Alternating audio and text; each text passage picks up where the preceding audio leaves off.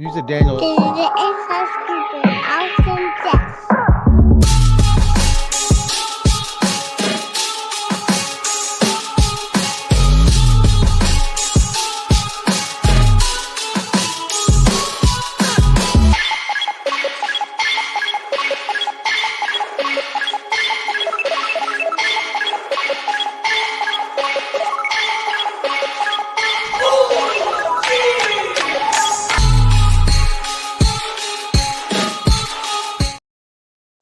Welcome, everybody, to another episode of Inside Scoop with Alex and Jeff. I'm Alex Dingman. I am Jeff Doss. What is up, everybody? Thank you guys so much for joining us for episode 315 Inside Scoop. All our insiders out there, thank you guys each and every week for joining us. And I tell you what, man, we have had some amazing episodes the past 2 weeks. And we're going to share a little bit as well about just how we are, like, what are we thinking about what has happened the past 2 weeks on our show and in the world of sport martial arts. And also, what's up, Sam? Also, all the different things that have been happening, our life in the sport. We have KTOC that happened yesterday. Pro Mac Nationals and Championships happened Saturday. WAKO World started, I guess, last night technically, because here's the deal. Second round, the second day of WAKO World starts as soon as we end this show, I believe. All right. So I don't know. Maybe I'll stay up a little late and watch a little bit of the forums and see how that works out before it ends. But yeah, man. And then I have some fun stories. Anytime I go to a local tournament in Virginia, I got lots of always something interesting that happens. Yes, and then I drove from there to Maryland and taught 3 seminars yesterday and about 2 or 3 private lessons, and then drove from there. I was in Maryland, drove to Dulles to pick up my son.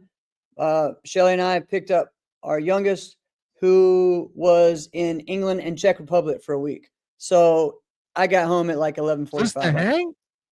Yeah, he went out there to visit. He had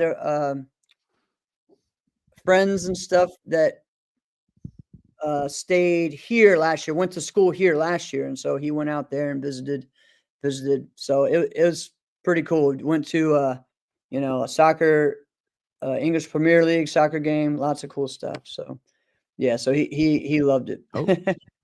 Yeah, so we've had a big week, man, a big weekend. So yeah, lots of events, man. Sam, you're right. There was 3 alone in Texas. Yeah, there was Georgia. I know that there was the sparring tournament that Marcel puts on, of course, New York for KTOC, the Premier Championships that I went to in Virginia, and I'm sure some other ones as well. So pretty wild with everything going on. But sport martial arts is live and well, people. So we are having some every weekend, it seems. So if you have not shared our episode, do this right now. And comment, let us know who's watching. You got anything to say there, Alex, before we get into some of the things we're going to talk about? Dude, I'm in an interesting stage of life. And I'm as I'm watching all the world championships and all the tournaments, like I'm jealous and I'm there and I really want to be there. But I'm also in this like acceptance stage of life. Yeah. I should say stage of martial arts. All right. There's a different stage of life that I'm in as well. That's a whole nother thing. I'll get into that. But it's like an acceptance. Like I love martial arts. I love the competitive aspect of it. This is what I'll have my life be around forever, right? I'll always be connected to this in some way because I love it so much. It was funny. So I'm always in this exact spot all the time doing the show. Right. And I'm going to tell you, I am in the stage of life now where I don't want to gather. I don't want to like have things anymore. I am in the throw shit away stage of life. Right? Yes. Like if we're getting this and we're getting that and we're going to do this, I'm like, oh, what can we throw away? Right? Like throw away. Like, I have no idea. right? Like if someone could just come here and I could pay them, like you could take almost anything in my basement, just take it, get it all out of here. I don't care, right? So Lindsay and I were talking about and we will remodel like different areas of our house because we always do that. That's other business that we have is we're own a design and remodeling company. So and we're talking about remodeling our basement, which is where I'm at right now. Mhm. And I'm like, well, if we do that, the whole thing has to be gutted because we got to jackhammer it up, yada da da, dee da da dee. And I'm like, when do I get to start throwing stuff away? Right. And so do you do this? Do you do this with the other kids? Pump the brakes on the Vikings swag there, Will. Pump the brakes. All right.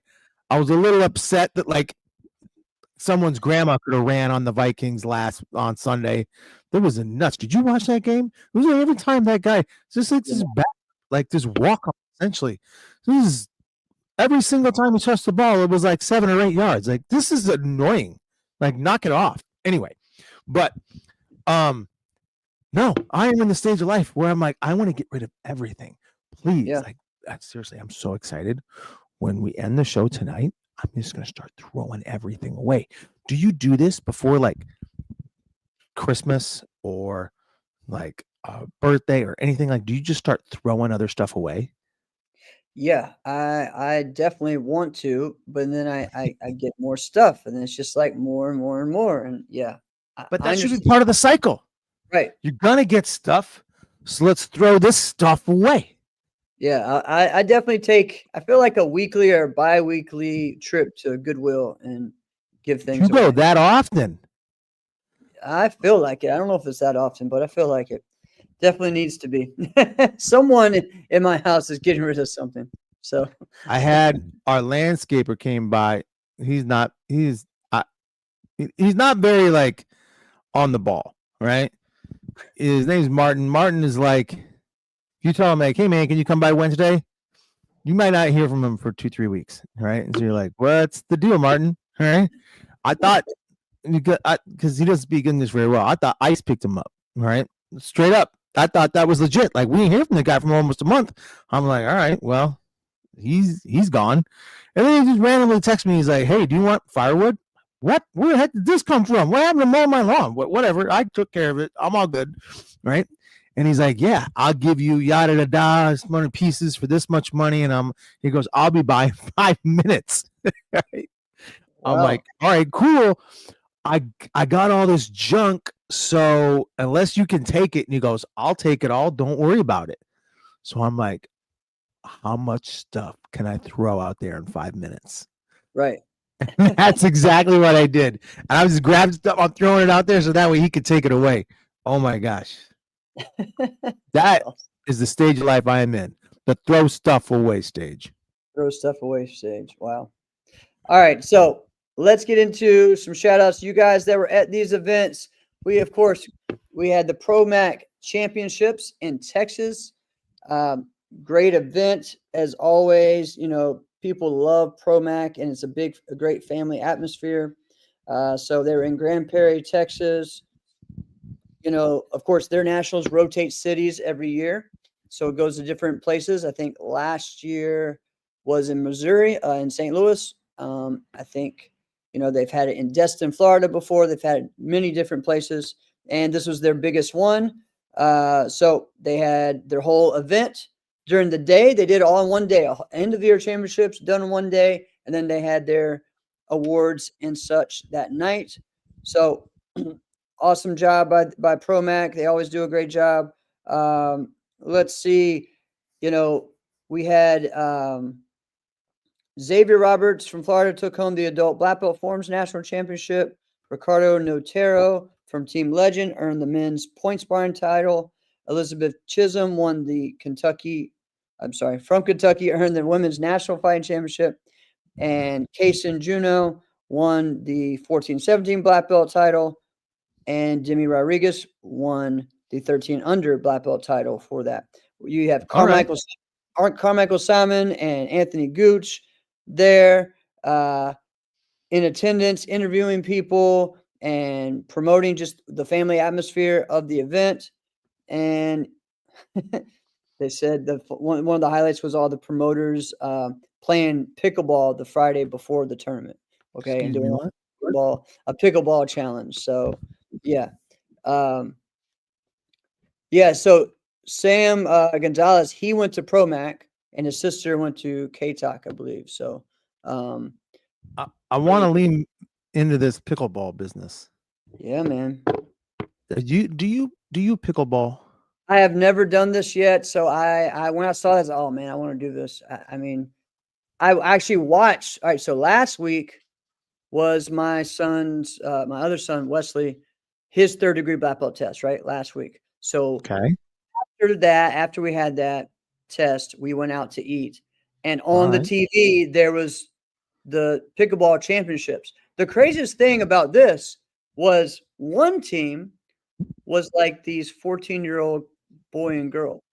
The other team was like a 45-year-old guy and a 30-some-year-old. I'm sitting there like, they're beating up on kids, or is it the other way around? These kids are beating up on these old guys. Like, I don't know which one. So Yeah. I'm always interested in like different like Damn, you won games or the overall sports. Western. Congrats, buddy.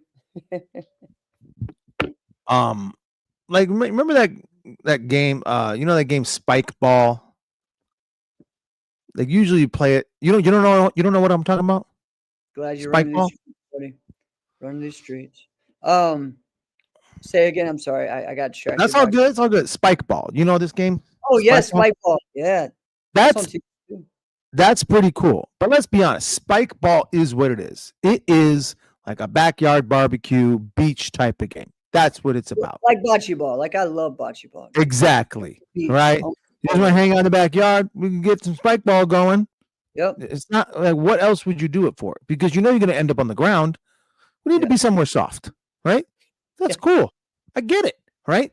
But it's also something where it's like you're going to have people who are going to go ballistic and they're going to be crazy. And you're like, I ain't doing all that, right? Or you're like, watch out, I'm ready today, right? Right. And you're like, all right, cool. There's levels to this thing. I don't understand pickleball, man. I get it because there's not a lot to get. That's what I don't get the craze. What do you mean? So, I'm gonna tell you what I mean. Ping pong and just a little bit. Totally get the sport. I get it. It's cool. All right. It's nice. I understand it. I don't understand the craze. So that's what it was. It was a restaurant that has pickleball and chicken. That's even worse. It's even worse. I'm gonna explain this. I'm gonna explain where I'm going with this. So like a week and a half ago, we go to this Christmas tree lighting ceremony. It's a big deal out here. Super cool. They had a DJ who was mixing. It was funny because I was telling my kids, I was like, oh wait, he's gonna play this song next. And I was right. And I'm like, yeah, I'm got it. But there was this building. It used to be like a bowling alley. All right. Or maybe it was something else. Either way, now it's this whole standalone building. It is only for pickleball. And I'm like, this is going to be a massive failure. All right. It has to be. Think of how big that. What people don't understand is racquetball was a massive deal, right? It was a big freaking deal. People loved racquetball because you could be in your mid 60s and play racquetball. And you know what? You could still be in your mid 60s and play racquetball, but they're the only people playing racquetball, right? Nobody young ever wanted to play racquetball, right? So it died after like, I don't know, probably 20 years. Now, you know anybody who plays racquetball anymore? I don't. Yeah, I mean, it's still in most of the gyms that I go to. Right. It's in all the gyms and nobody uses it. So now they paid all this infrastructure to have this stuff there that nobody uses.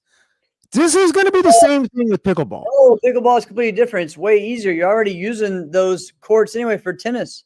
I mean, it's not really. No, that makes sense to me. That makes sense. We're not doing something different. This other building that I saw, that's stupid. That doesn't make any sense. All right. Anyway, I hope you got good donors. I hope you got a good lease agreement because this thing is going to be done soon. If you were at Pro Mag National Champions, shout some people out. Congrats to all those guys, Joey, Holly, all the promoters there. Great job. And if you were at KTOC, let us know how it went. So I know one shout out, Mitchell Street. He won the adult forms of weapons grand championship. I don't know all the breakdowns, guys, so help me out. But this was his first adult, competition. So congrats to him. I know he was super pumped up about that. And so I'm proud of him. We have several of those guys that normally would be at that event were, already in Abu Dhabi for WAKO, like guys that normally are there, like a Tyreek or a Tyson or those guys, right? So interesting to see who came out on top this year at KTOC. Again, guys, I was driving the whole time. I was teaching the whole time yesterday at a great martial arts school, De Silva Simmons, Tang Soo Do, or karate, where they teach Taekwondo, Tang Soo Do. They had about 50 people that are on their competition team that I taught, and so it was a great time doing that. After I went to a tournament in the other part of Virginia, so I'll explain that in a little bit. But KTOC, I know they had some from Canada up there. I know the Pleiades were down there. Many people actually were there, made a whole weekend of it, because on Thursday, Maggie had her gala for the Female Fighters Matter too. That was on Thursday night. So you had different people there for that. And then that weekend, you have KTOC. So yeah, there was a lot of great promoters out there. You had Damien, Julio, you had those guys out there. Of course, Jeremy helping run the event. Kyle Reed said Trey won men's. There we go. Trey won men's fighting, and Jasmine Peterson won women's over Soka in a close match. Awesome. Thank you for that shout out. And okay, awesome. Yeah, Sam. Oh, that's Brett Shumway. See, some of you guys watching on YouTube now got your YouTube names, and I'm confused on who you are. So, I love that so we got Damien, on YouTube today. So thank you guys for that. heck yeah. So if Damien was there, that means he's not in Abu Dhabi. No, Huh. he was. No, there That's were several on there. Yeah. So said Bei Fei won the women's overall kata grand. All right, I'd try. I hope I didn't butcher that completely. So shout out to everyone there. The DS family have put on one of the best tournaments in New York history, and they continue to do it. And you know what? Great competition. I know we had several from Revolution that were out there that did great, like Olivia, Rodriguez. Let me see if I can look through my thing. Who all was there? There's a lot. There was a picture about 4 people. Yep. Amber was there. I don't know if she competed. Also, our newest member, Savannah, was there. And then,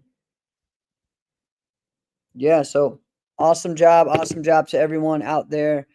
Here we go. Matthew Christian won the 17 under forms and weapons grands. Thank you for that there, Leandro. So congrats, guys. All right. We're going to talk more about like different areas and stuff in a little bit. Actually, probably right after this. Because again, I'm going to share just things that happen at local tournaments in Virginia. And I'll tell you what. This is always an entertaining time. This is when it's story time by Uncle Jeff. And I tell you what's great is that I can't help but compete when I go to these. All right. I know people ask, why are you still, well, you know what? There's a little bit of, I don't know. My instructor always, hey, you're here. You might as well compete. All right. And it's usually him and I competing. And it's just the way it is. I did everything, but I'm also coordinating the tournament, judging the tournament, coaching all my students. There was literally a point, and this is sad, where I was trying to coordinate the black belt ring, and I have 4 students doing fighting, and it's kind of like, all right, I have my nephew over here fighting. I have a 4-year-old who is going up against 6, 7-year-olds that are so much taller than him fighting. And then I have at the same time, I have my 61-year-old competitor who just tore his Achilles right there at the same time. And I'm trying to get the medic. And I'm just like, everyone just stop asking me for stuff. Let me try to help this work out. Anyone? Yeah, anyone can someone else help. And I love how everyone was. I got asked 4 times, "Hey, do you have any ice packs or stuff?" Why would I have ice packs? No, I came here to coach and to do other. It's like it's Do you just do you sometimes, feel right? like people have so much access to you that there's just like this comfortability that they could just ask you to do things that like would be absurd if they asked anybody else? Yes and no. So I'm when this happens at tournaments. So again, there is still that thing of people were like excited to see me there. Like I'm not gonna say that I'm like disrespected. Like no, like people really show Yeah. me nothing but love in tournaments in my area. Um, but they also know I can kind of do everything. They always expect me to Yeah. know all the answers too. Of like, Yeah. hey, what are all the grands gonna be this weekend? I don't know, but it's not my tournament. Like I hate to answer that way, but I'm not really sure. Let me see who I can ask. That's usually, the way it is, but yeah, there is that sometimes, but again, shout out to Scott Rudder on a great event. It was smooth. But there's still things that we do that are just kind of silly.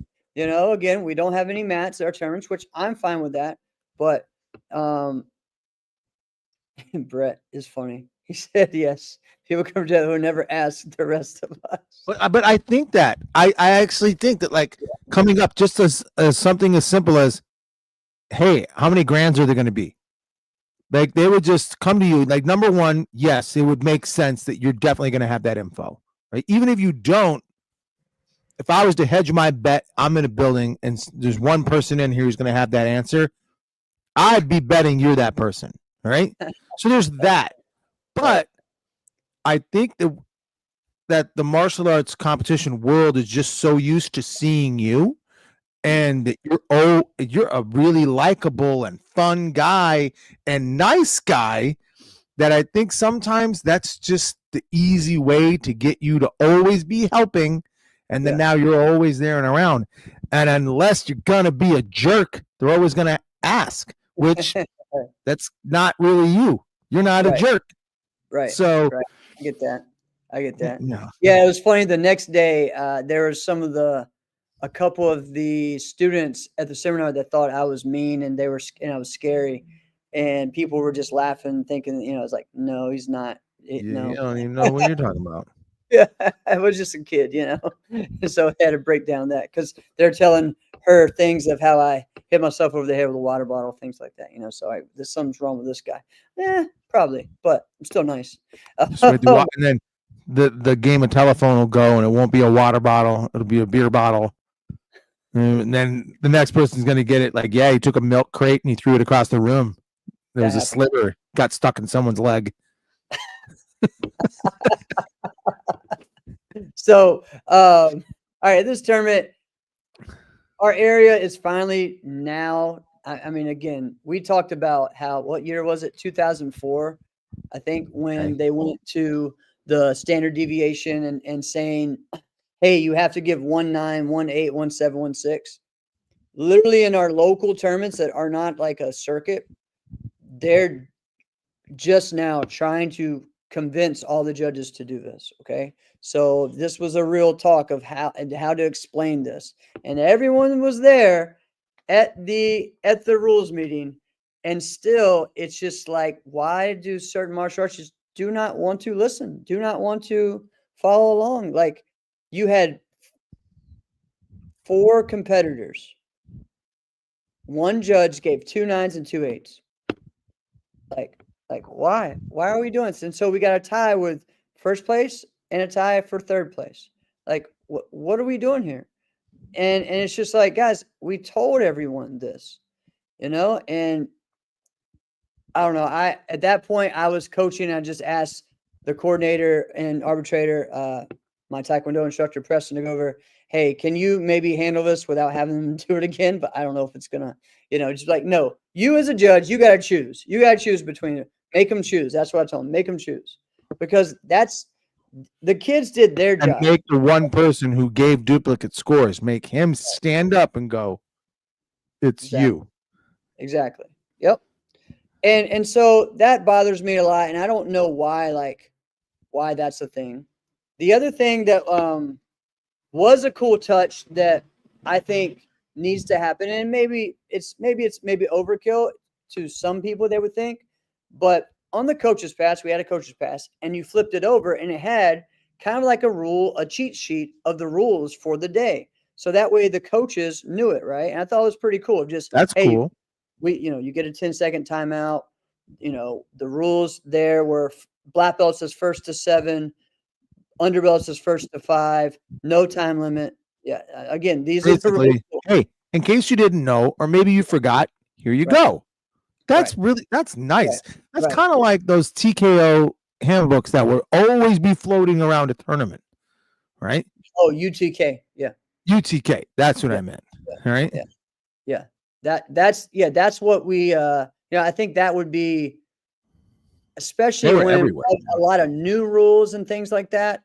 I think that would be great to put that in there, as a promoter for the coaches, and you have that two-sided, and you have that, you just kind of a sheet there to do that. And when they have their team meetings, they can go over that with them, and it's right there.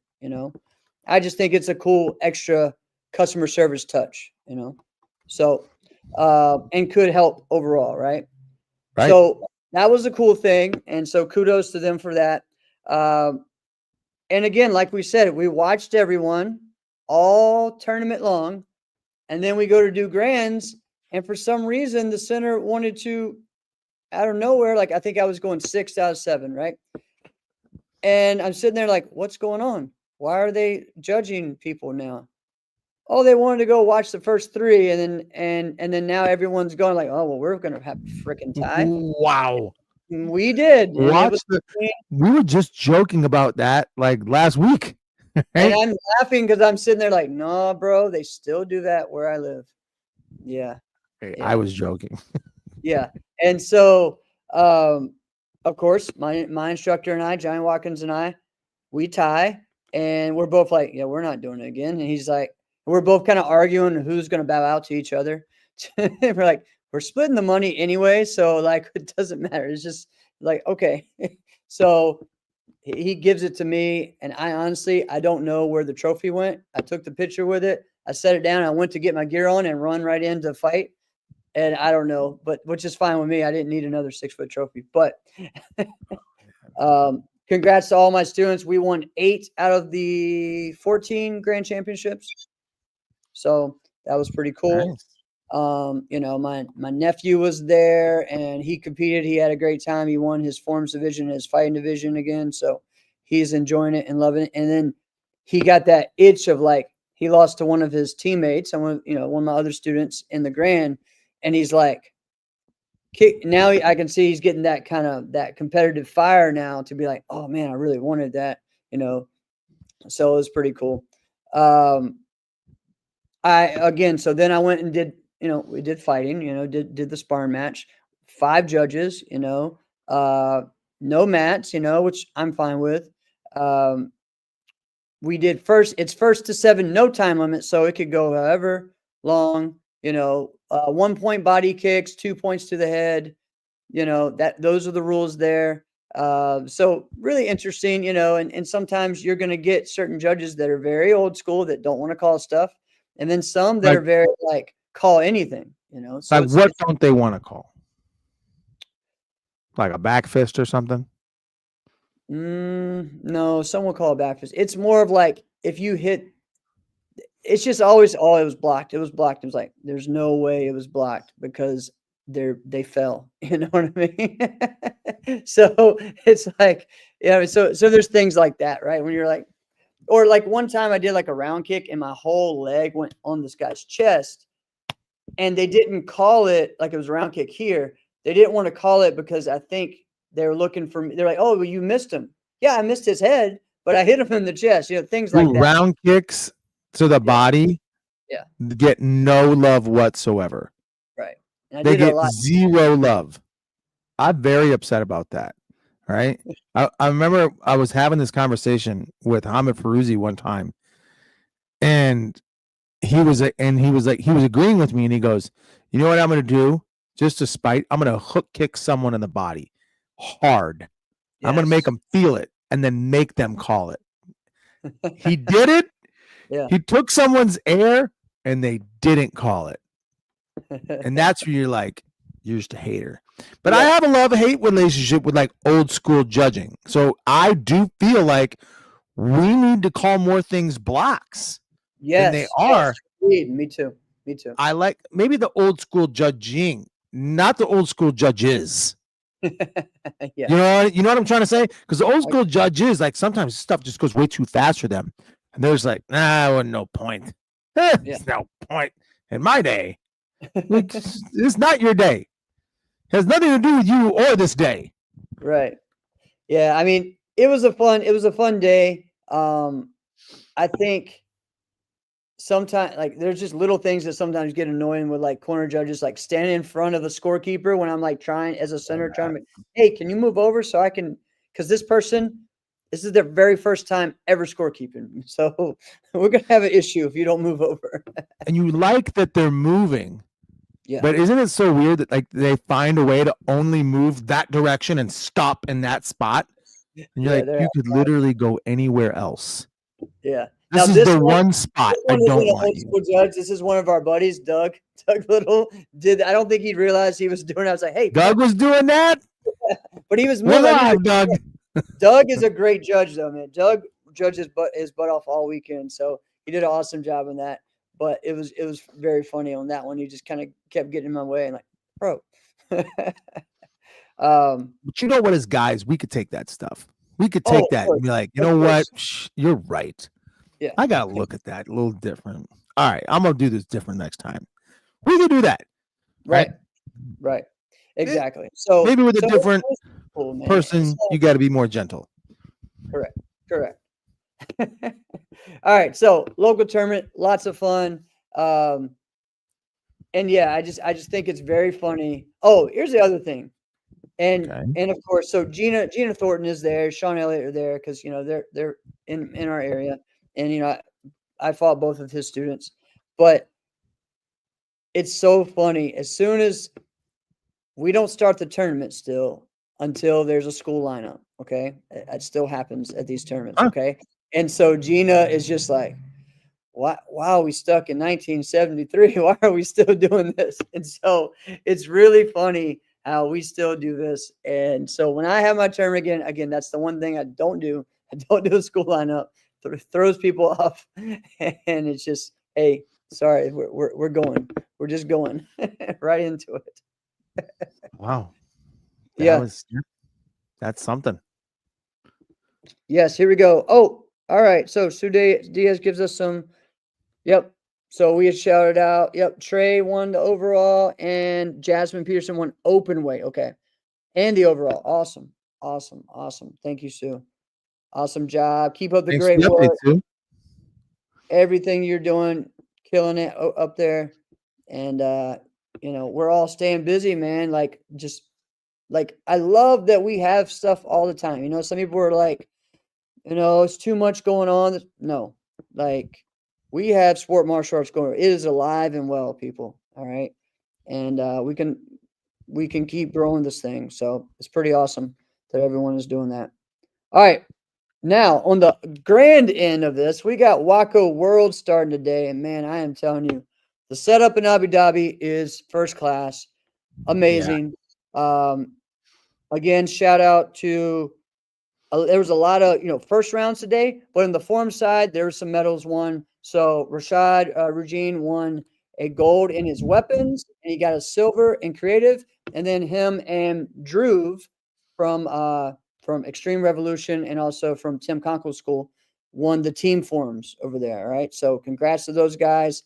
I've been looking up sport data, all day, getting the results and stuff. So congrats to those guys.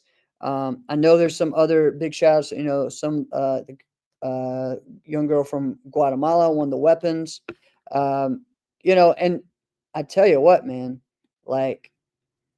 some of the brackets in these, I'm just going to tell you right now, I'm going to look at this one. I think it's minus 74 to me is insane. You look at this, the number one seed is Martin Balint. Okay. Now he's going to go against a guy, Luke McCann from Ireland. Ireland's always has solid fighters, right? You got Ali Hassan, you got from the UAE. He's going against an Egyptian guy. And then the next one, you have Jason Renee versus Renee versus Tyson Ray. Like, how those guys always end up matching up, like, all the time. Like, it always seems like first round or second round. So yeah, they have. We just haven't had a team do team forms in a while there for Sam. I think the past 2 years teams was a thing. So right there, that's a great one, you know. And then you got the guy from Greece. I cannot say his name. I'm going to try I'm it. rooting for Tyson to win that. Here we go. All right. Do you want me to try it? You want me to try it? Where did he go? Konstantinos Anastasiopoulos. Yes. Yeah, All right. Constantinople. That's good. Yeah. So he beat the guy from Diego from Mexico. All right. He goes against Jack Buckley, another one of the best, you know, in the world right now. Then you got a guy from Spain, Jordi. Then you got a guy from Turkey, Farit. And then you got Saran from Iran, I guess. And then you got Kakper from Poland. And then, like, this division goes on and on. Then you got a guy from Slovakia. You got the Austrian guy, Marco. And then you got the Italian, He's Eduardo, good. who beat Colocho, you know, Jose Santiago from Guatemala, who was just the silver medalist who beat Belant in the World Games, right? And then you got the guy from India, Kanan. All right. So you got 5 people right there that could win this. One is who already got eliminated that I thought had a shot at medaling, right? Colocho, So, yeah. Yeah. So it's like, it's crazy, right? That division right there is going to be sick. You know, you got Joe Rhodes in there in the 57 and under. You got Tyreek in there in the 69 and under. Bailey's in the 79. And then the other division to me that is sick is that under 84. Okay, so Let's hear it. The number 1 seed, Demetrios, you know, which we've all seen. He's from Greece. Oh, yeah. Fights for Corelli, right? Then on the first round to get to him, it was Richard Veres versus Savat Kerr from Turkey. So did I just say that right? Let's list the weight correctly. Veres is in the minus 84, like almost in the heavyweight side. Well, minus 84 is kind of a middleweight. All right. Yeah, but think about who he's going to face if he wins this next round. Devin Hopper. Yeah. I think Richie. If Richie's speed, hang on. I got my kids coming down yelling. Did you hear this? Yeah, I hear him now. My gosh. All right. Okay. Say hi. Say hi. Hey. All right. Well, then you're not gonna say none. Then you got to go upstairs. All right. I love you. You got to go. All right, no, you really got to go. All right. Say hi. Hi. Hi. Say hi, Jeff. Hi, Jeff. What's up, buddy? How are you? Good? Good. You having fun? Yeah. All right. Keep get upstairs and go to bed. Keep causing your dad problems. All right. All right. You go. I'll be up there later. Okay. Daddy. No. Daddy, I heard you say, I love you, Dad. I heard you. Okay. Thank you. I love you. Go. This is the best. I love it. I love it. Take him up right now. Daddy. This is. Do you hear this? This is like it's okay. we also had Alex. 14,000 dads in one time. We all love it. We all love it. It's okay, bud. I am. Thank you. Take him up now. Pick him up now. Now you get all Amazingly enough, I remember where my mind was at. Okay, so if Richie can keep his lightweight speed, Yeah. Richie wins that division. All right. So Now, here's I'm what. rooting for Devin. Demetrios versus Richie. This could be like one of the best fights of the weekend, right? No, Because Richie's got to. knows how to use his All legs. depends Oh. on Richie's mobility. It Right. all depends on his mobility. Right. No, I He's agree. the most dangerous guy because his number one thing is his mobility, right? If he's still at minus 84, has the same mobility, that's actually easier for him to win. Oh, I yeah. believe, No, I agree. right? I agree. Because So like someone kicking at him, like being really, really aggressive with that front leg, that actually makes his job easier. Again, if he still has that mobility.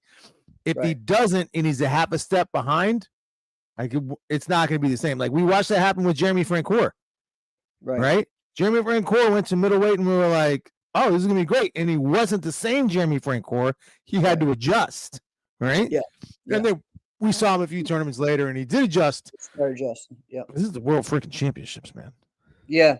It's not a So tournament. again, This he is- gets past if he gets past Demetrios, he goes against most likely Devin Hopper, which is going to be a great fight as well, right? So you got Devin Hopper in there. So right there, those just the first three names I look at in that bracket are all world class, right? Champions. And Now, then if let's say Demetrios wins that though. If Demetrios were to win that, I think Devin beats Demetrios. yeah, I mean that could definitely But if happen Richie beats Demetrios, I think Richie has the advantage over Devin. for Devin. Okay. All right. And then we have the Bulgarian Nikolay versus Jonathan from Mexico. We got another Italian, Gennaro, and he's going to go against Dwayne Morin. So we got another. So right there, there's four guys Dwayne's right legit. there. And Dwayne is getting better and better, and he has really clicking with that WAKO style of fighting. You know, Oh, he's been doing it for over a decade. right, a decade. He has. Well, He's did it when been he was younger. Yeah, juniors. yeah, right. So that's why it's not been something where it's like, all right, let's go. Let's go try this. Like he's been a part of it. He's been doing that. He's been training it. So it's not something that's foreign to him. True. You know, the other side, I mean, I'm excited to see what happens in the plus 94 with Brayan in there. You know, that division it's a big division. It's a stacked division. So that's going to be interesting. He has a Hungarian. He has Zelan Nagy first round. So that's going to be good. And yeah, man, I mean, it's exciting to see what's going on there. The women's side, Katana is in the, let me make sure it's right, 60. Yep. In the under 65 weight class. Minus 65 is that's So that's Marta, some of the best ones here. Zara, you know, you got the girl from Poland, you got Ann Sarah from from Canada.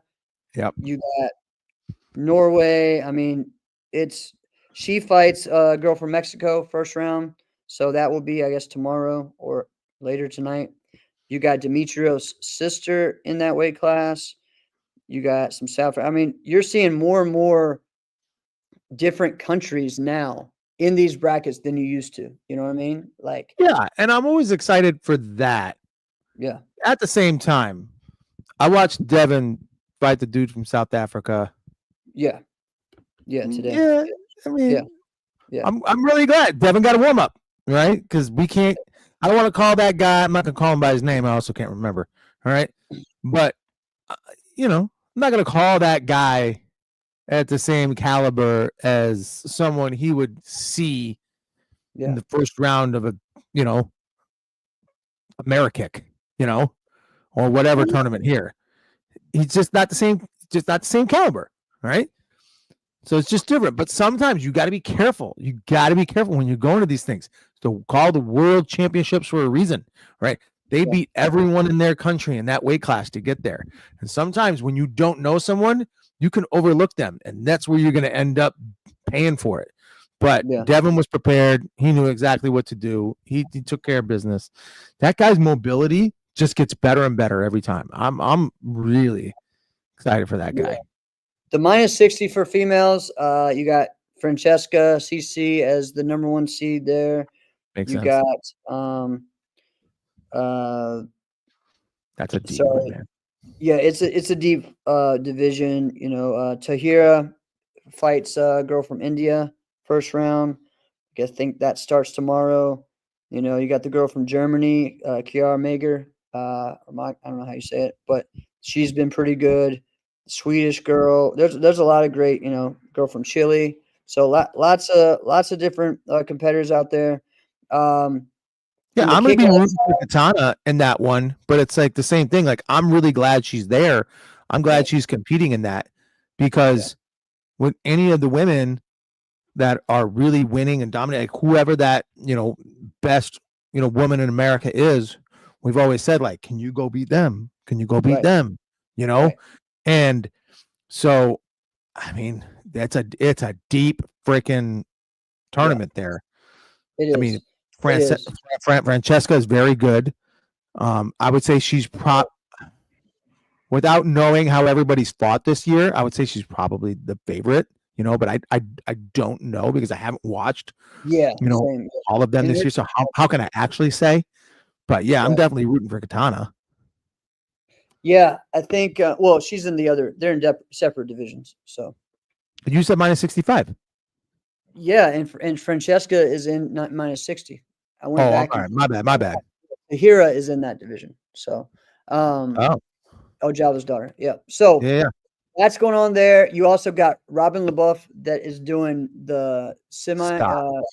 She's doing light contact as well as kick light. So she is over there fighting because Whoa. she just had her first full contact fight in a ring last month to No prepare. point fighting. Yeah, she's not doing any point fighting. No, she's doing all kick light and stuff. She's been doing kickboxing for a while now. Wow. I did yeah, hear that, but like, just as someone who was very good, she won a few tournaments. I mean, she was a diamond ring, right? Yeah. Yeah. And So she's just like, yeah, I'm good with the point fighting stuff. yeah, That's wild. So she's doing it. One of my favorites that is from America, Andrew Aviles. He's from El Paso. He didn't win his point fighting fight today, but he still has light contact and kick light, and that's where to me he is just amazing. His style of way he blends his point fighting with his kickboxing is very underrated. I think he's gotten some bronzes and silvers as a junior, so this is his first or second time in adults. So excited to see him, over there doing that. I don't see, Mason here this year. So that's a shame. But we got our team, of Tyson, Bailey, Tyreek, Devin. You also have Brehan there. So those five, that's a sick team to be able to move around. So the Mason thing is interesting to me because I mean, obviously he's of that caliber, but I was under the impression, led to believe that he cannot compete for the U.S. Right? Okay. And that he can only compete for Hungary. So that because now so now I mean he's fighting for Team Corrali, like that's his thing, that's what he's doing. But I've been led to believe that that's like he had some kind of like help getting dual citizenship so that he can fight for the world championships for Hungary, which I thought was just madness, right? Yeah. But I don't see it on there. I don't know. I didn't. Maybe I missed his name. I don't know. Maybe I wasn't. If I've got totally wrong info and somebody else is like, no, let me tell you the full story, chime in. All right. Yeah. I also just think it's crazy. Like, dude, the president of the largest kickboxing organization in the world, for your country's representative, he's just a few minutes away from you. Right. Isn't that crazy to think? Yeah. But whatever. It's all good. So yeah, man, I'm just telling you the setup for this year's is probably the best setup I've seen. Like they had the 3 point fighting stages or 4 stages, and they're set up, and all the audience is on one side, and it's just packed with competitors, right? They're just there, cheering on, and then behind them they had the 3 or 4 rings in the back, and the screens up that you could see the score. I mean, it's outstanding. Like they do it right, you know what I mean? So I'm excited to just see how this goes. it makes me, again, I'm frustrated at how, because I was planning on going this year, and just the way that kind of went about, it bothers me just because I wanted that experience, right? But man, they're doing it right. So congrats to all those guys. I'm happy for everyone that's out there. So Well, and now you got to go. Listen, people talk about this all the time. They're like, dude, how much longer is Jeff going to compete? How much longer is Jeff going to compete? You probably hear it, but I hear it, and I'm not even at the tournaments. Yeah, I had that conversation with someone today. Like, hey, are you going to guess who that might be? Are you going to compete, or are you going to put it on the promoter's hat? I'm like, yes and no. I'm going to pull back. I will pull back some. I'm not going to be doing as much, but there are some things that I still have left to do.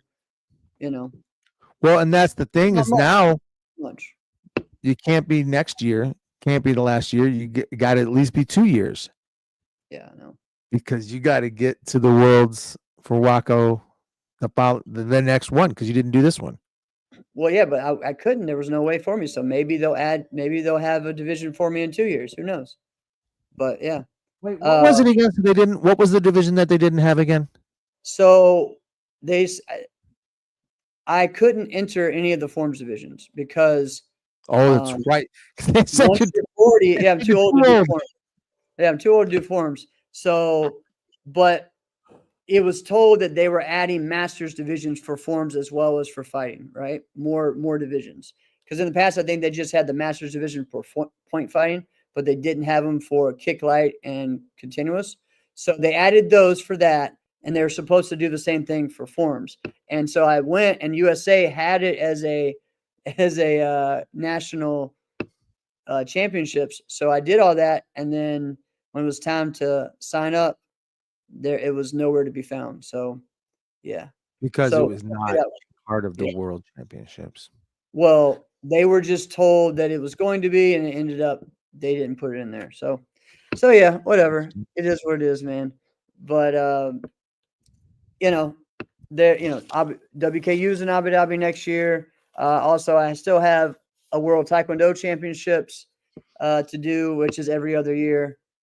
So yeah, there's a lot of different things, man, to still do, and but as far as on the NASCA scene, yeah, I mean, I'm as far as me as an 18+ competitor, I'm never gonna say I'm retiring, because if I want to go to a tournament and compete when I'm 60 and just do 60+, yeah, I'll do that.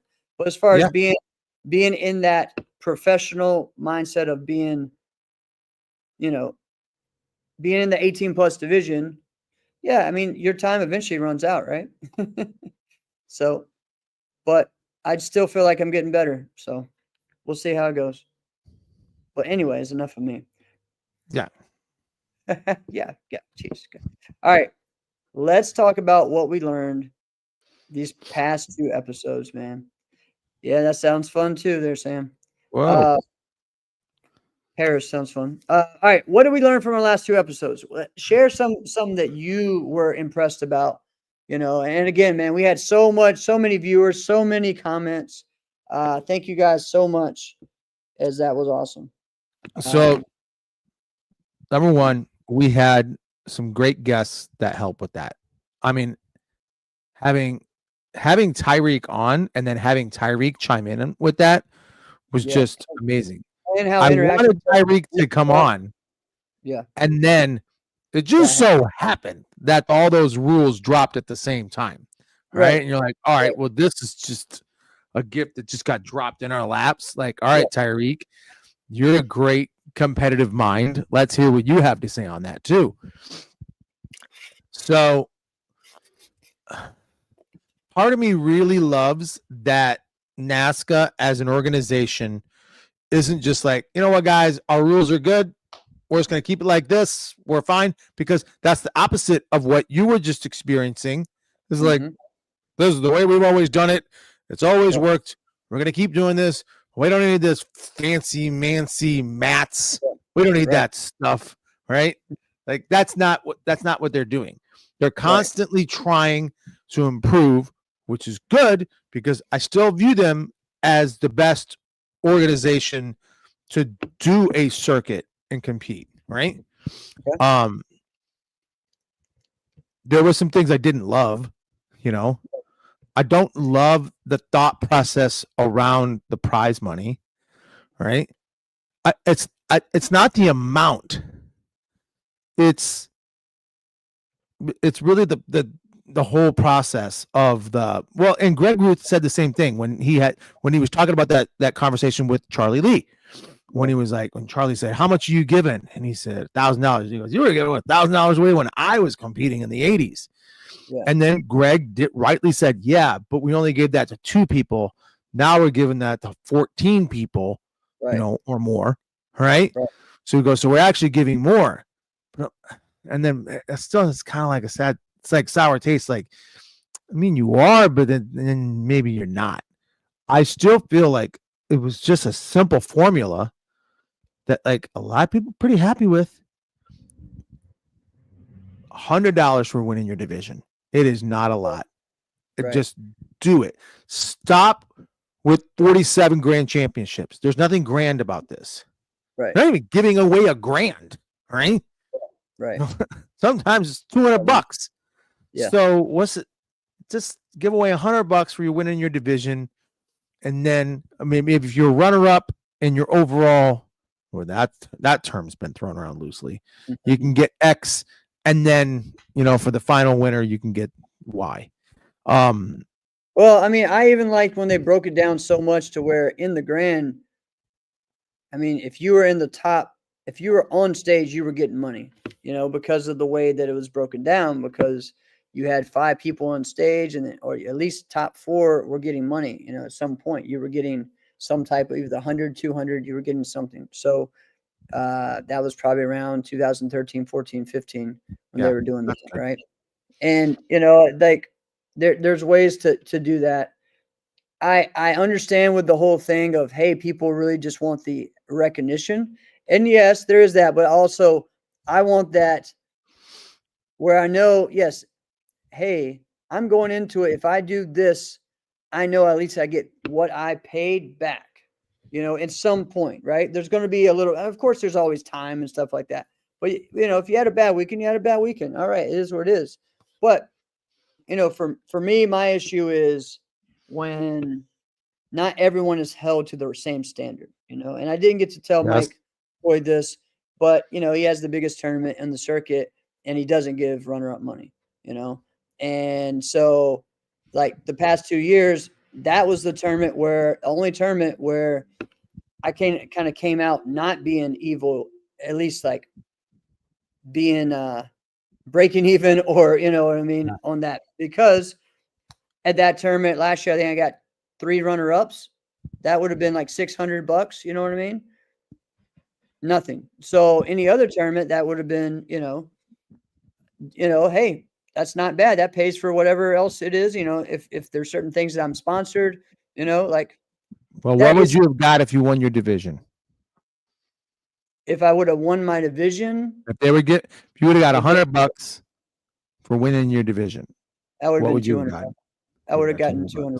Yeah, maybe 300 because I don't know how many divisions. I think I just did 2 divisions last year, this year at the tournament. But yeah, I mean, sometimes like I've done before where I've won 5, right? So there's $500 right there. Now, doing 5 divisions costs you about 300, 400, 500 now. So yeah. This is what I try to tell people, right? It's not the deal they get, it's the deal they think they get. And then it's like, if you're giving someone a deal, you have to weigh, like, what does it cost you? Right? What is it going to cost you to give this award? What is it going to cost you to give this prize, whatever that's going to be? Right. Literally, it is almost to the point where if the division is already set and I enter that division, isn't it going to cost me like almost $100 to enter it? So if you have one extra person enter that division, it costs you $0, right? And then if you apply the money you're already giving to a runner-up or stop giving away all these grand championships, right? Like a traditional weapons overall, I'm going to be honest, doesn't make any sense to me. Doesn't make sense to me. All right? You can have a traditional weapons winner. right? You're going to have a creative weapons winner. Then you're going to have Right. a weapons champion.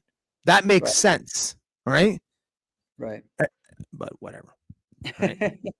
Well, on the other thing, so again, I look at it from both sides because I've been there and I'm going through right now as someone who's trying to find a venue for my tournament.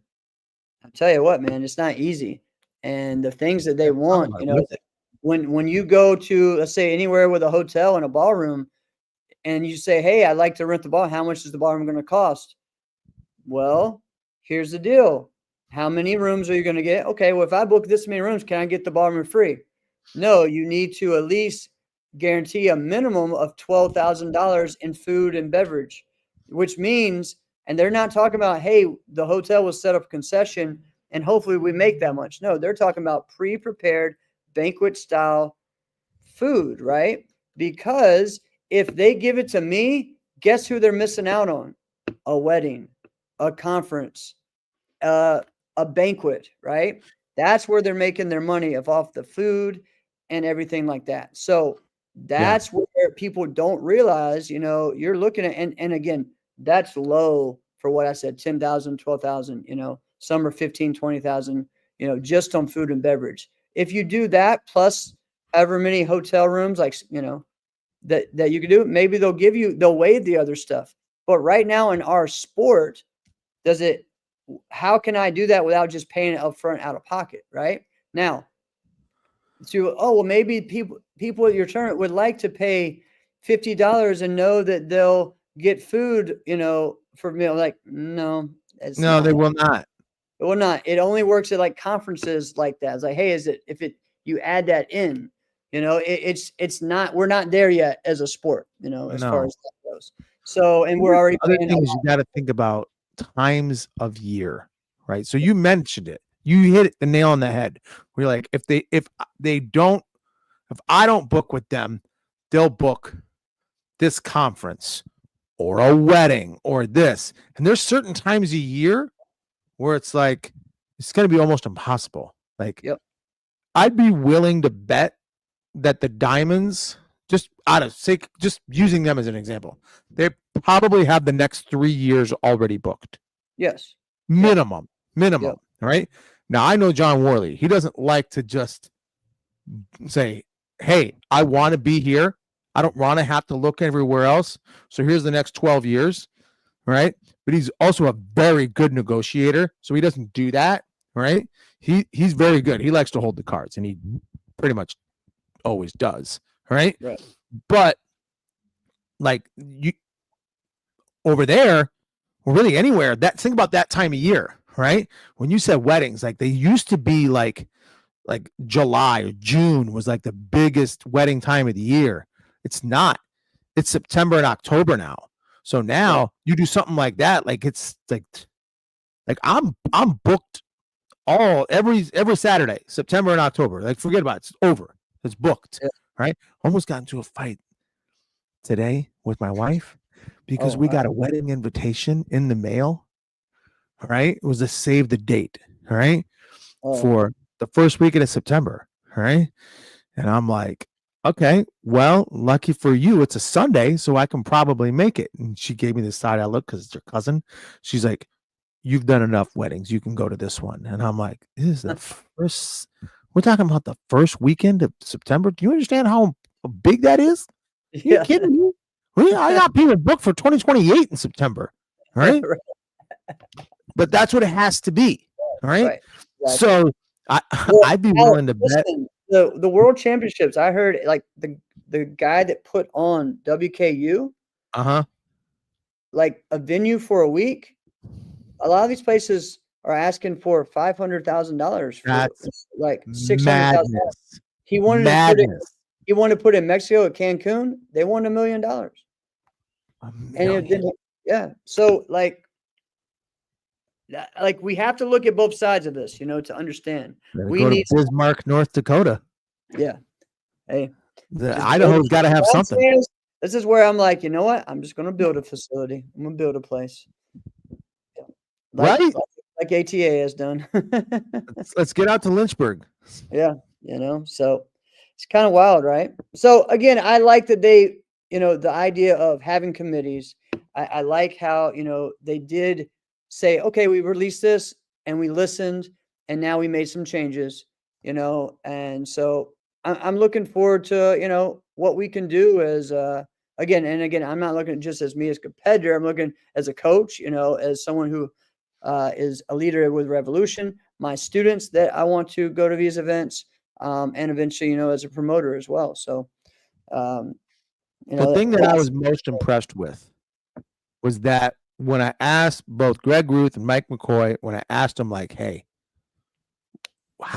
is there a world where somebody enters the middleweight division and also fights in the light heavyweight and the heavyweight division as well?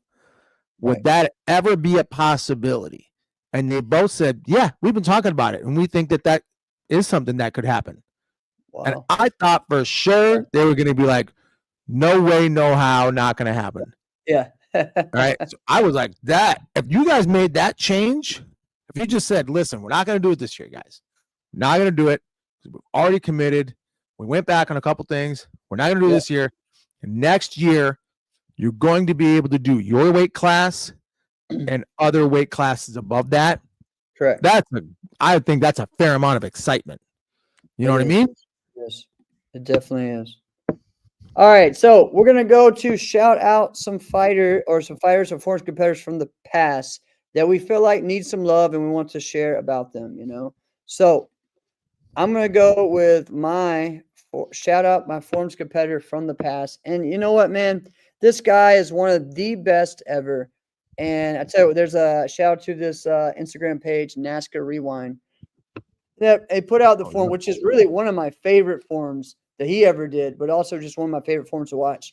And it was Daniel Sterling at the 2005 French Open, and the form he did there was just outrageous. And the thing is, it's like the two guys from that weekend that to me like stood out, or those forms I watched, is him and Matt Hemming. And both of those guys are so close to each other, and they just elevated their forms better than they had before, right? And so shout out to Daniel Sterling, one of the greats, someone that started out as a self-defense competitor, you know what I mean, from New York, that him and his teammate went and did self-defense at a lot of these tournaments. And then, you know what, he kind of came out of nowhere and just started killing it. And then when it was time for John Valero to leave, he was kind of like, he was the man. hey. And I remember I was there when he told John, like, I'm taking your spot. I'm the guy that's taking your spot. Like I'm doing it, and other people are calling me the next you or the Black John Valero. I'm like, wow, all right. So and the thing is with Daniel, I think again, like he did a lot of creative things, and he was the first to do certain things.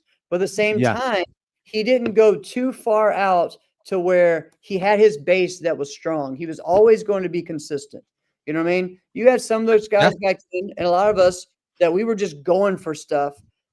And maybe one weekend we had it, maybe one weekend we didn't. Daniel was almost never one of those guys that wasn't in top 2 or not in the Grands. You know what I mean? 100%. And so, like, he was so consistent, and he became really over 5 years from like 2002, 2005, I think. Maybe, I think 7 might have been his last tournament, but he was just kind of cherry picking from then. Yeah. That 5-year span, he became like kind of like the leader of that, right? Now, was he ever the overall top competitor of the whole thing?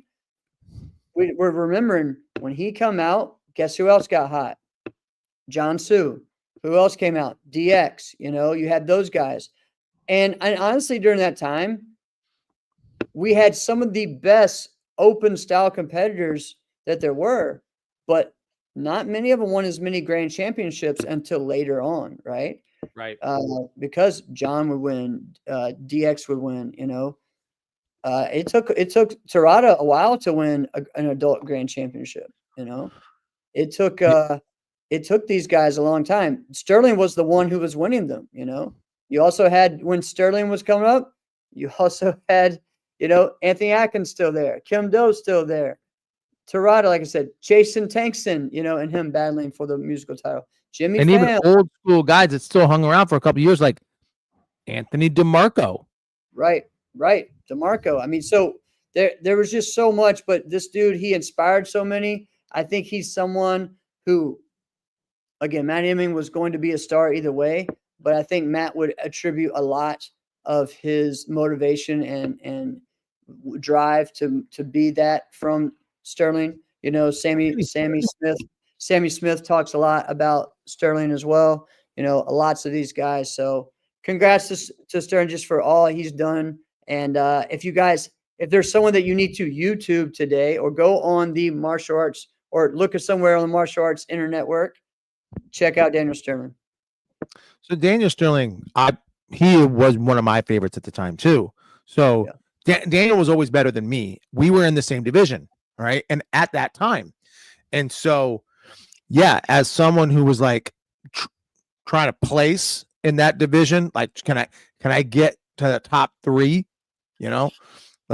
That's kind of where I was. Like, you always know where someone like Daniel is at, and he was cleaner than everybody, right? Mm-hmm. But he also did have a couple of moves just like people just really weren't doing. Like, people weren't really doing corkscrews at that time. Daniel was doing them, and was doing them in combos too, which there wasn't. People didn't. If you didn't know, people weren't really doing combos the way people do combos now. If somebody 25 years ago saw a combo today, they would think they were a freaking alien, right? Yeah. Because we didn't do that. We did maybe like 2 moves together. You were crazy. You did 3. All right. There was no such thing as like a 4 or 5 move combo. All right. That's why we always talked about Carmichael Simon's mega combo. Exactly. Yeah, exactly. That's why we still talk about it. Yeah. Still talk about it, because at that time you were like, I can't comprehend what my eyes are seeing. He won't stop doing tricks. Right. Yeah. So, but he was very, very clean, and especially his commas too. He's very good at commas, right? Yes. I think in some ways he actually he might have won more championships with his commas. I think he probably did, because John Sue didn't win all the weapons early on. Right? He won all the forms early on. Right? Yeah. So, I mean, you're 100% right with John hanging it up. We all knew when he was done, but it was kind of like, hey, there's just this passing of the guard. Who's going to pick it up? Who's going to run with it now? And Daniel was one of the guys who was like, shit's mine, man. Right? Yeah. And then he won the final food, man. Yeah, final food. He won the final food? He won the final food. That was hard for me to watch, man. I was really excited, and it was hard for me to watch, but that's all right. All right. Do you have someone, or do you want to go to a fighter that you want to shout out? I have someone, and I want to go to a fighter, and I'll try and be quick. All right. I have someone that I have actually mentioned quite a bit in the past. He's one of my favorites. He gets like next to no love outside of the 2 of us, and it's Anthony Murata. Right? I knew that. Okay. Yeah, I knew you were going to say that. You knew that name was going to come. Yeah. Anthony Murata was so good, technically, and people just thought that he was just a really good traditional forms guy who could also do commas. Right. I said it like this before. I trained with this guy before. The guy could do more tricks than me, and at that time, I did tricks. Right. Yeah. And we would go to like a gymnastics school every now and then, because they had loaded floors. We were just starting to do that. We would go to his school. He'd come to my school. We did a number of these things. I could not outwork this guy. All right. Right. He almost made me throw up. All right. And the guy was doing tricks. He had this one thing he was doing. I couldn't believe my eyes were seeing it. Jeff, he literally did this in a combo. He did a flat spin. Mm-hmm. Yeah. I was like, what in the world are you talking about? What the heck was that thing? He goes, oh, I did my flat spin. I've been working on this. And he goes, now you can't use it. I'm like, what are you talking about? And he goes, you just saw me do it. You can't use that. I'm like, well, when are you going to do it? And he goes, I don't know. I might never do it, but you can't. I'm like, bullshit. Right? So I tried it a couple times. I'm like, I can't do this thing. Right? I don't even know how he set it up, how he got into it. but he literally was just flat, and he did a full 360. He's completely flat in the air. I'm like, I don't know how you're doing this. This doesn't make sense. You're not spinning. You're not kicking. You're not whipping. You're literally just floating in the air. Like, what is happening? Right? Yeah, very, very good guy. That's awesome. I don't want to dominate time because I don't want to let the show go too long, but the guy was phenomenal. If there's any videos to watch, people essentially compared the guy to Mike Chatteratabutt, and appropriately so. He was a great kicker, great at commas. Right after Chat retired, insert Anthony Murata. I think that was appropriate. Yep, definitely. All right. Listen, I got a fighter from the past that I did not love, right? During the competition days, right? He cheap shot at me one time, but I appreciate this guy as a whole. As a competitor, I appreciate him. There was a moment there where I was like, I want to freaking kill you, right? Dustin Chovianic, right? Yeah. Am I saying his name right? Is it Chovianic? Am I pronouncing it right? I thought it was Chivonic, but okay. Sure.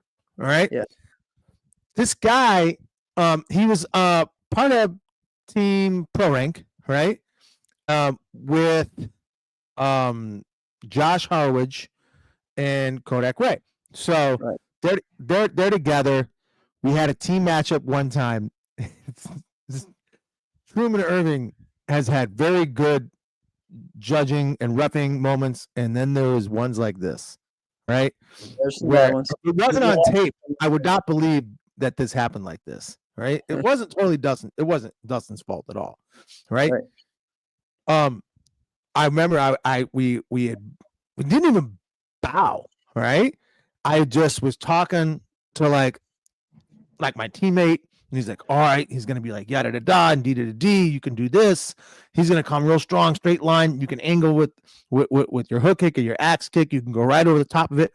While he's talking to me, Dustin just runs up and punches me in the back of the head. I'm like, what the F is wrong with you?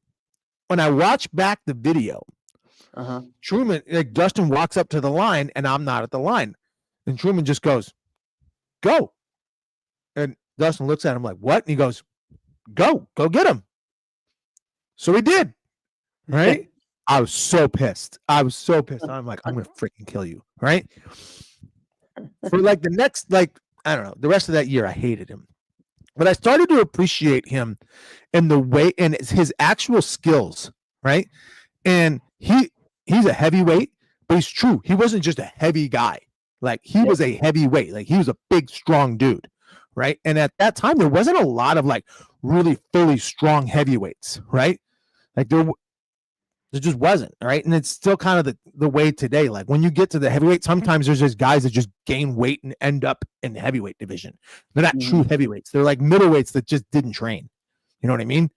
And he's a big, strong dude. Brian Ruth would have entered that division occasionally. Of course, you'd have BJ Carnahan. You'd have Ross Levine eventually, right? Entered that one too. And so you just had like guys like him, Steve Hart, Joey Greenhaw, and you'd see Dustin win that thing, right? Yeah. Dustin was very skilled. You wouldn't call him just like, oh man, this guy can kick. Like you wouldn't say that about him, but he actually can, right? He's just so good and strong at other things that you wouldn't pigeonhole him in that area. I just thought he was a really solid competitor that nobody really talked about, right? I mean, there was like he didn't win a championship really that I could remember, right? He was a very, very good competitor. And when we had to match up against him, like you had to plan for that, right? Because there's a lot of things that can go wrong, right? Like maybe getting punched in the back of the head. Right? But yeah, in hindsight, it probably wasn't a great matchup, me fighting Dustin. I should have probably fought Josh, but whatever. Right.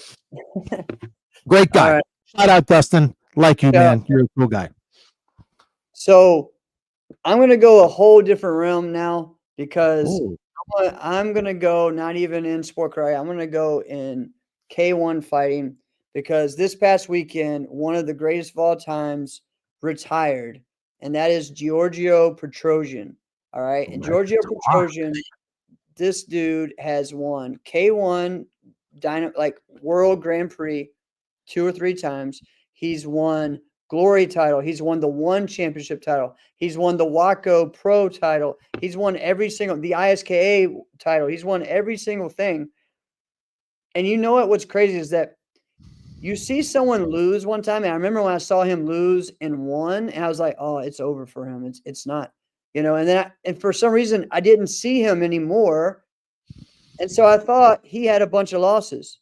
This dude only had 3 losses in his K1 fight career. Okay. 2 draws and 3 losses. And That's crazy. that's crazy. And he's been fighting like he was already a veteran and like known as the best in the world back when you and I were watching K1, when there was K1 Max, right? Which is the lightweights, right? Yeah. With and he was dominating all these guys, right? Like he was the last fight for Masato, right? Which you remember some Masato, right? The Japanese guy who was amazing, right? And just beating all these guys up. And the thing is that when you watch him, he was so technically like just precise, and his body was just so much leaner than most people. And he looked like, when you watch him, it was like he was an Italian fighter, right? In K1, which seems kind of like, Backwards. it seems backwards, but he was like an Italian car, man, like a high class fast-paced Italian car. That's what some of the commentators like announced him as. Is like, dude, this guy is just he doesn't mess the Bugatti. Yeah, he is the Bugatti of this sport. And again, dude, like I thought when he had to go and do kickboxing in a cage, that messed him up. And I thought that's kind of what's going to end it for him. And again, I kind of messed up by thinking, all right, he lost a bunch after that. No, like still only 3 losses. And we're talking about like maybe 100 wins or something crazy like that. Maybe more than that. Because you know how much these K1 and these Muay Thai fighters fight, right? They fight so freaking much. Yeah. So, Giorgio Petrosian, congrats on an awesome career. Now you are a fighter from the past, but wow, this dude has been doing it for over 20 years at the highest level, winning every title. And I mean, one of my favorites to watch. So, and here's the deal. I know you appreciate it because you and I, man, we talk so much how we love K1 fighting. Like, and I'm just K1 happy. fighting is exciting. So exciting. The real K1 fighters are phenomenal boxers too. Yes. Like really dangerous boxers. Yeah. Yeah. So congrats, man. Congrats. Congratulations. Didn't Kung Lee, didn't he do K1 as well? He did more. He fought in the K1 ring. Like he would go and fight at a K1 promotion event, but he would most of the time do Sanshao. What was it called? Sanshao. So that was more like the Chinese the Chinese kickboxing, where he'd do like the sweeps and the takedowns and stuff like that. He did that scissor thing all the time. That was his thing. So I think he had a couple of like straight up K1 fights, but mostly he was more of that style. Okay. Until he went into Strike Force. He went into Strike Force to do MMA, Yeah. So that was pretty neat. You ever fought somebody who you were like, in your mind, like, if you hit me with this freaking move, I'm gonna hate myself and you forever. Yes, there's several people like that. Like Jimmy Sherman is one like that. Oh, this is a move that, oh man, I meant to talk about this a couple weeks ago. But one, he would do like a crazy shuffle axe kick out of nowhere and hit almost everybody with it. All right. He would do that in the South, and it would hit everyone with it. And he would be doing it with like this, putting his hands on his knees, and somehow from there leapfrogging and axe kicking you. And you're like, wait, how in the world? Like I moved away from you. How the heck do you? But we're talking about a guy who was like tall, but like super skinny. So it's like his legs just extended out. Right? Yeah. And so you have that, but also the move that him, Sean Elliott, a lot of these guys would do, which is not a move anymore, that we don't get caught anymore, is the drop kick. That's something that's kind of like, that's a move of the past, dude. Wow. Because think about that. It was a big move in the 80s because of the 70s, 80s because of the groin kick, right? And then the 90s, where you could still, the groin kick wasn't allowed, but you would hit them right on the belly button with that drop round kick, or whatever. They would go in with a skip side, and you would go and drop round before Yeah, as but you're moving. the way you do it, it's against the rules now. Oh yeah, I know, but it was a move in the 90s that was you could catch a lot of people with that, man. I'm gonna be honest. That might Wow. be something where we should do a top 5, but we should bring someone in for that because I probably shouldn't mention a top 5 for that because I would struggle to get 5. Right. Exactly. It was big in the South, in Virginia and North Carolina, South Carolina. I mean, Brian Plimple did a good one. You know, a lot of those guys would do them, and it was kind of crazy, man. Just the drop kick, the drop round. Dude, I can say this one now because he's retired. Yeah. But Ray has hit everyone, and they've always known it's coming with his jump turn side kick or jump spinning back kick. Oh, right? Ray. Oh, yeah. We have Raymond Daniels. We've all taken that shot before, especially people who stand and fight like me. Right? Yes. Right side forward, and at one point he's gonna lift his front leg up before he does anything else. Right? Yeah. So me, Alex Lane, and a bunch of other guys like us. All right. Josh Horowitz, I mentioned earlier, we're all susceptible to some shit like that. Right. Right. Well, later on in my career, I'm like, listen, if you're gonna blitz me and you're gonna get me, I'll accept it. I won't. I'm fighting you for it. I'm gonna have to fight the best fight of my life to be in here. All right. I'm not letting you hit me with that move, right? With that jump spinning back kick. So this is what I started to do. There's probably a video of this later when I would like, all right, if I see him starting to turn, yeah, because he gets people because they try to block like this. Because they'll be here and then they go, oh, right. This one, he gets through that. He gets through that, right? No. So I started doing, Jeff, I started doing this. I love it. And I'm like, if he goes high, I'm getting knocked out, right? Because if he goes high, I'm just going to eat it in the face, right? So I just went. He started to turn, and I went, and I gave myself a hug. I'm like, you're not getting that. Oh my gosh! But actually, really, honestly, there's this guy. I would say his name is Sidney Reed, right? Mm-hmm. Sidney Reed from Chicago is one of the most physically gifted and talented fighters I've ever seen in my life, right? When I saw Sidney, I'm like, oh, you from Chicago? They must have just cloned Jason Borelli and just made him a little bit shorter. Like, this is you, just clearly you, right? Because Sidney he could do everything. But I am like, you're not going to freaking hit me with a spin hook kick. You're not going to hit me with a spin hook kick, all right? And the whole training session, right? They were some of the best ever, right? He hit me with the spin hook kick. It almost knocked me out. I was so pissed. All right. Dang. Yeah.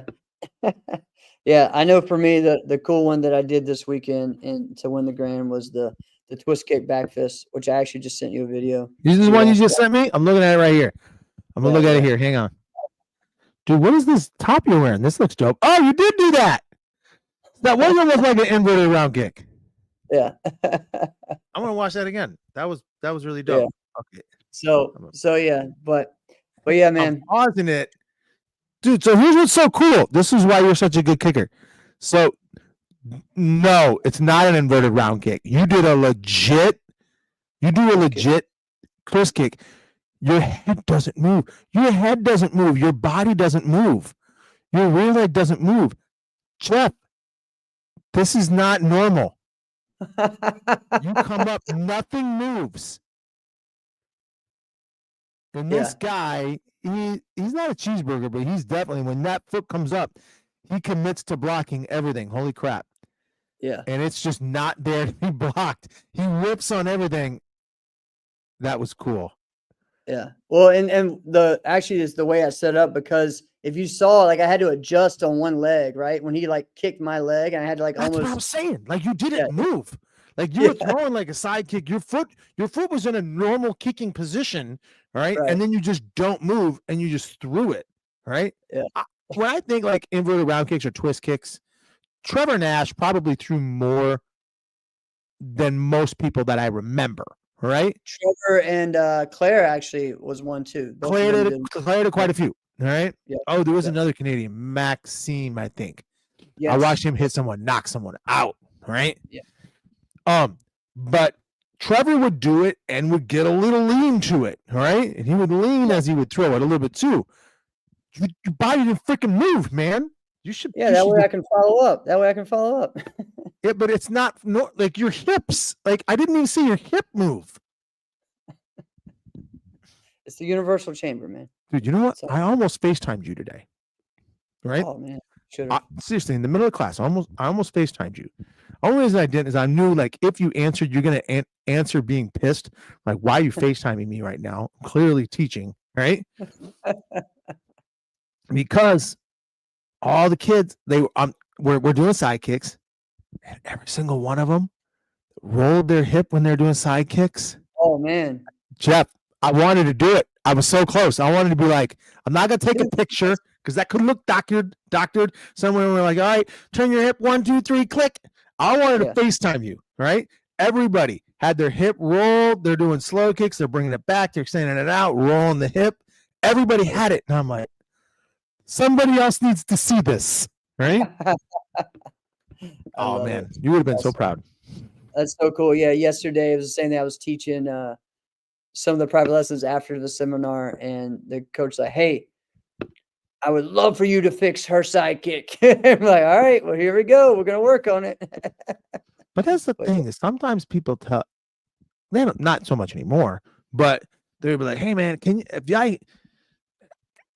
you like help this person and make them kick a little bit better? I'm like, I can. Yeah, I can tell them what to do and give them things to do.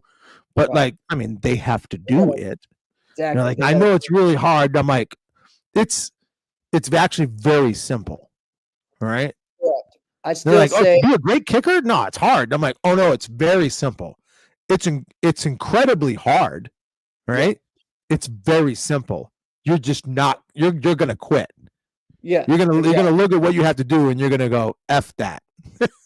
Yeah, and you know, I tell my students, I tell people that ask about if they like at WKU, they're surprisingly there are people who had not seen Enrique Latona fight before, right? And I'm like, okay, you guys know me as one of the best kickers ever, right? Well, when I was at my best and still like I do 500 kicks a day.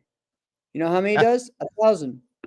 He does 1,000. So there you go. Like that's just, you know what I mean? Like that's the level that we're talking about at, you know? So yeah. All right, man. What's happening? Your Vikings are gonna attack you from the wall or something? What's going on? Kids? Sound like I had squirrels in my vents or something. Oh, bro. Dude, you know what? Hang on. Right? Bats and everything, man. Like, okay. I don't know what I gotta get. Well, I might have somebody out here tomorrow anyway. So we used to have this propane like fireplace, right? This natural gas, not propane, but natural gas fireplace, which was really cool. But the way that it was set up was really, really wonky, right? Yeah. So we ended up taking it out because it was actually kind of dangerous. And we just made it a wood burning fireplace. So now we just use it as a wood burning fireplace. We have 2 fireplaces. Well, actually, we have 3 fireplaces. We have one outside, one inside, and then one in the basement. Okay. Well, now when we do a fire upstairs, right, in the main level, some reason we come downstairs and the whole basement's smoking. We're like, what the frick is going on here? The flue's shut. I have no idea why. Right. So I'm convinced there might be like a freaking squirrel's nest or something like that. They're doing something. It's got to be a rodent because with my house and my luck, it's a rodent in some way. Yeah, some type. Yeah. All right, guys. Thank you so much. What you got going on for Thanksgiving? Thanksgiving, going to mom's house. I don't know, man. Gonna be a big week. I'm not sure what I'm doing. I'm sure. Other than that, do you guys do traditional turkey? Yeah, I mean, but we always kind of mix up everything else too. I mean, of course, the mac and cheese is something we always want, and for me and most of our family, we got to have deviled eggs. All right, got to have the deviled eggs. I think you already told me that before. Yeah, that's kind of your thing. Is where it's at. Yep. I had this thought, and I'm like, Thanksgiving, eating turkey. Okay, we're honoring the moment and the celebration of like, all right, two totally different cultures getting together over a feast. That actually checks out. Okay. Yep. The turkey doesn't check out so much for me. I'm like, this doesn't make sense to me. We talked about this, I think, before. Yeah. I think it had to be something else. It had to be something like a pheasant or something like that. Right? I think it was probably deer. Yeah. But then I actually watched a video today, and someone was like, yeah, actually, during the first Thanksgiving, they actually ate deer as well. And I was like, oh my gosh. Yeah. You know what they probably had some lobster. Think about where they were. Yeah, you're right. Yeah, they probably did have some lobster, you know? Right? They might have had some lobster. I mean, Oh, your dad's saying you guys are having duck eggs this year? Duck eggs? What is a duck egg? Because we have ducks. He has ducks now. So Wait, yeah. what? My dad has ducks. So like they hatch eggs just like a chicken, and then you Yep. just like crack, boom, and you just eat the Yep. duck eggs? Apparently, Do they taste they different? say they don't taste as good. But they're very good for cooking. It's one of the better eggs for like cooking and stuff. So like if you're gonna make like a cake and you need eggs, Yeah. that's much better. Yeah, and they're bigger, you know. So I would assume they'd Yeah. be bigger. Yeah. Yeah. You do. So I don't know. Duck is some good stuff. Do you guys ever just eat duck? I haven't ever had that. No.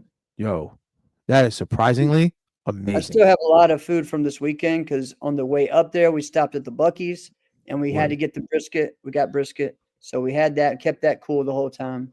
Wait, isn't Buc-ee's a gas station? It's not a gas station, bro. It's a gas station on steroids. It's not. This is like a monument almost. Yeah, it's like a monument. Yeah, it's not. No, we'll have to have a whole nother podcast about Buc-ee's. But and then they got the school that I did the seminar at. They got us like Peruvian chicken, which is like the best. It's a half a chicken per meal, and yeah, and so we had a couple leftovers of that. They gave us. So yeah, so I can eat on leftovers the next day or two before Thanksgiving. Before you can, because don't go buying a bunch of food and Yeah. then do that. Isn't that crazy? Like that's what we're doing, man. We're just holding strong, right? Until Thursday, and then we're like, all right, cool. Now we gotta go grocery shopping for the next That's week. But yet at the same time, we're gonna go grocery shopping to make all the food. So what are we talking about? I know, man. I'm just trying to figure out how to have the time to make all the food. So we'll figure it Now, out. what are you making? Think I agreed to. I'm not good at nothing, so we'll figure it out. I think I agreed to corn pudding and sweet potato casserole. So get ready, fam. Pudding? Yeah, you never heard of that? No. Dude, I'm kind of a cultural anomaly in the sense that there's a lot of things I don't know, like whatever that is. All right. Yeah. But then, like, all right, I'm a white dude from Minnesota. All right. I know white pretty well. All right. However, I'm just saying, all right. I'm a white dude from Minnesota. And when I grew up, when I was a kid there, everyone was blonde hair, blue eyes, right? Yeah. Had a last name of Peterson, Swenson. Everyone was from Norway, except for my family, right? Right. My mom is from Sicily, all right? So we didn't have the Minnesotan accent, all right? I had a Sicilian accent. That one was for dang sure, all right? Right. Broken English my whole life. Anyway, fast forward, all right? Now, Minneapolis is the most culturally diverse city in the country. My stepdad, people don't know this. My stepdad's a black dude from Aberdeen, Mississippi. Right? Okay. So this is the funniest thing. I knew it was happening. So we go to Thanksgiving at Christopher's uncle's house, right? We're in North Minneapolis. North Minneapolis is kind of hoodish, right? If you don't know, you don't know. Whatever. So we're there, and I'm just kind of hanging out in the living room, and I saw it, and I'm laughing to myself because people are coming up, and then they see this white dude in the window, and they're like, "We're at the wrong house," right? So watch them go back in their car, turn around, and then come back, All right. But then, even then, they're like, I'm there, and they're like, hey, does anybody want chitlins? And I'm like, let's go. Let's figure it out. What's this Let's going to be figure it like? out. Let's try it, Right? Have you had chitlins? No. So that's sort of something where I can be like, all right, I've done this thing. You know, Right. I don't want to do it again. Right.